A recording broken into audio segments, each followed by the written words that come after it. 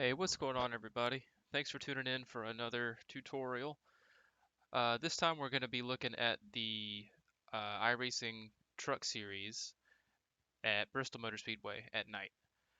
Bristol's fun, but if you thought that Daytona or Talladega was bad for your safety rating, oh boy, are you in for a treat because Bristol's going to be a mess. This video is going to go over some of the tips and tricks that I've picked up over running Bristol a few times and wrecking at Bristol quite a bit. So this video is going to start off a little different. I'm going to pull up the track map here from iRacing because I don't see people talk about this enough. But Bristol, as you can see by the track map, is actually not a perfect like oval shape. Turns 1 and 2 are actually quite a bit tighter than 3 and 4. And so that means that into turn 1 is not too different than into turn 3, really, but the exit is what gets you because the exit of turn 2 is a lot more cramped than it is in turn 4. So that's something to take note of. You can't treat these corners as if they are exactly the same because similar to how Darlington is an egg shape, so is Bristol just a tiny bit, and it does make a pretty significant difference. So, uh, with that, I'm going to load up the replay and we're going to talk about some more tips. Alright, so we are here at Bristol. And again, kind of like Darlington, I'm hitting the wall a lot in the beginning because I'm trying to relearn and figure things out. It's going to happen at this track. There's just no way around it. Uh, we have another similarity to Darlington that we did with the ARCA car in that currently the gear ratio for the trucks is a little bit iffy. So once again, you'll be hitting the rev limiter before you get into the corners. Um, that might not happen all the way through a run, but it's definitely going to happen at the start of the run. So just something to take note of. So let's go through one of my better laps here. Let's yeah. So I'll be the first to tell you I'm not the fastest person in the world at this track, not by a long shot. Um, but I know enough to get myself around here decently. So we'll start off with the lap. I will be quiet and let it play, and then we'll talk about it.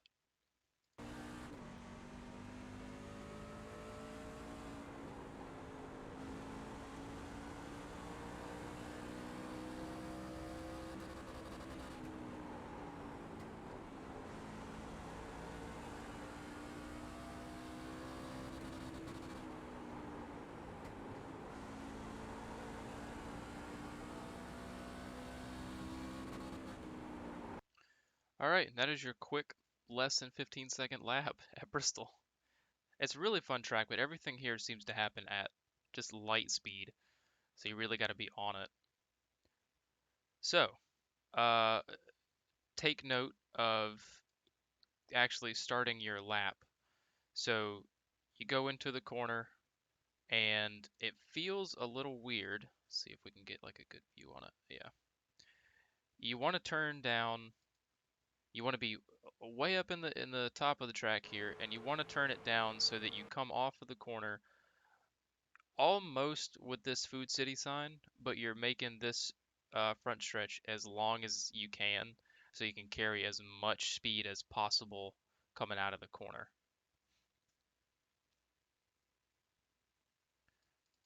So, see how we kind of dive it down. And the truck's going to get loose right there. Just kind of have to either keep your foot in it or let out of the throttle just a little bit to keep it under you. So of course you're hitting the rev limiter and going into turn 1. It's not a lot of brake, it's mostly trail brake in. And also I've got the brake bias set to 2% towards the back from the default. The default brake bias is 63.5% in the front, but I like to move it back. That gives you a little bit more room, especially if you want to try to make a move on the bottom of the track. It helps you on your corner entry. And then if you're trying to hold that top line, it just lets you get the truck more of where you want it because it's not trying to understeer towards the wall. So back to this lap here. It's a trail brake in, kind of enter in the middle, and you let the truck ride up, and then you want to turn it down. And notice I'm not coming all the way back down to the bottom of the track. I'm keeping the truck up here, kind of in the middle of the track on exit, so that you can carry more momentum through the corner. It's For me, I've found staying right up next to the wall is great for tires on a long run, but when you're doing your qualifying lap, you're going around more of the track than you need to for a quick lap. So I've found that staying in the middle works pretty decently in the corner. It's a good trade-off between the long way around the track up top and then slowing yourself down enough to go around the bottom.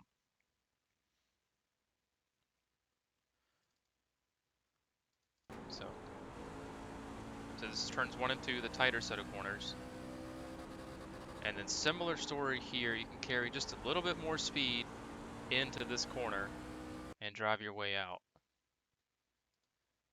So as you can see here, you can drive a little bit deeper, a little bit quicker in.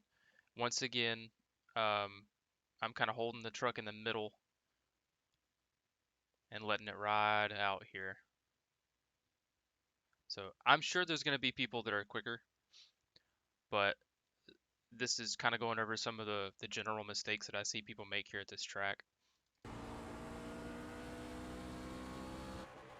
So come out here. And I was going for a couple more fast laps here. I never really did beat the one that we set here earlier, that 14, I believe was a 981. Yeah. So,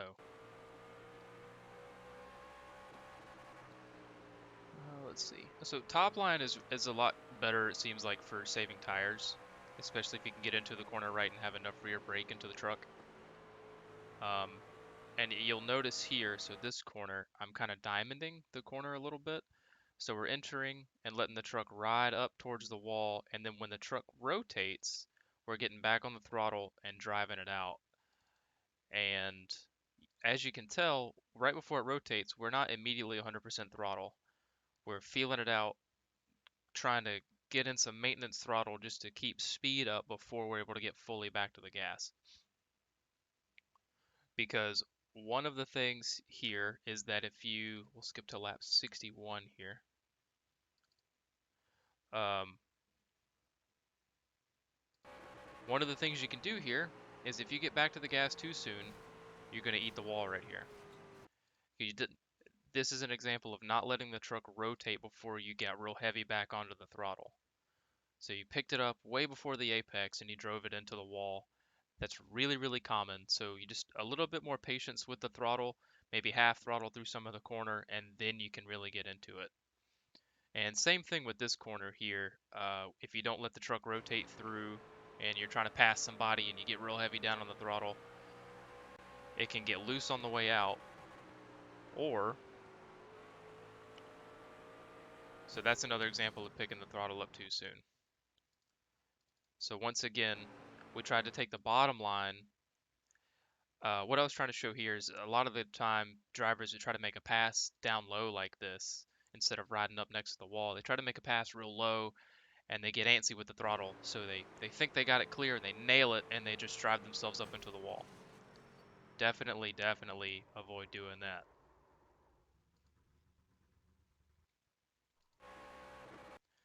Skipping to this lap. So here we have an example of braking too much into the corner. A lot about Bristol is carrying corner speed. We'll pause it for a second here. A lot of Bristol is carrying corner speed. I see drivers all the time overslow the truck or the car, and then the way you make up for that is you bury your foot down in the floorboard on the gas pedal, and that leads to you getting tight on the way out of the corner. So if you're having trouble getting through these corners, just inch it up a little bit. Carry a little bit more corner speed while you're practicing and see what you can get away with and what you're comfortable with, most importantly. Because like they say in racing, if you if you played any of the old NASCAR games, then you'll have Larry McReynolds in your ear saying that you can't win a race if there's no car to finish with. And that'll be an example of that. So drive to your ability, drive with somewhat what you're comfortable with, and try to pick up a little bit more corner speed each time until you feel like you're about at the limit or what you're comfortable with. So here's an example of you going way deep into the corner here before you get on the brakes.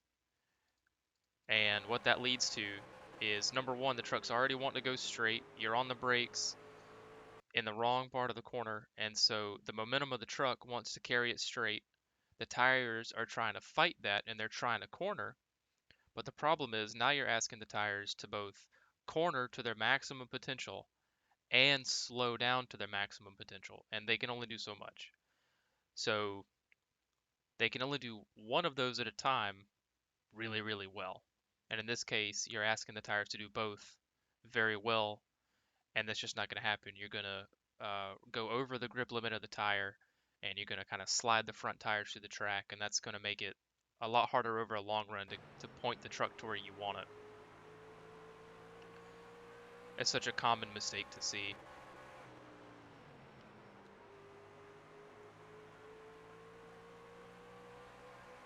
So that's some of the major tips here. Just go back. That's a few of the major tips. I did notice I ran a few lap stint running both the top and the bottom for my own sake, and the bottom lane has worse right front tire wear, which is kind of to be expected. You're relying on those front tires a lot more to get through the corner. The top lane was a little bit more even. So what you're probably going to end up doing is running the top lane for a little while and trying to save tires at the start of a run. And then when you feel like you can, you're going to dive low and try to make your corner. And kind of like we indicated with the braking too late idea is a lot of drivers when they go out to make that pass on the bottom, they'll try to make the pass and get it complete in one corner. And at Bristol, that's really, really tough to do. A lot of the time, you'll end up being side by side for 2, 3, or 4 laps with a driver before you can complete the pass. And that's kind of normal. Just don't try to force it. If you go for a pass and you don't quite get it done in maybe like say a lap or two, instead of costing yourself some time, pull back in line behind that driver if there's space that you were trying to pass. And wait and make a move again. Maybe they'll make a mistake, maybe they'll get caught up behind somebody, and you can kind of make your move then. But you don't always have to make them in one corner. Um, I learned that the hard way. When I first started running here at this track in anything really, I was too gung-ho with diving down into the corner, and I caused several wrecks like that and ended some people's races.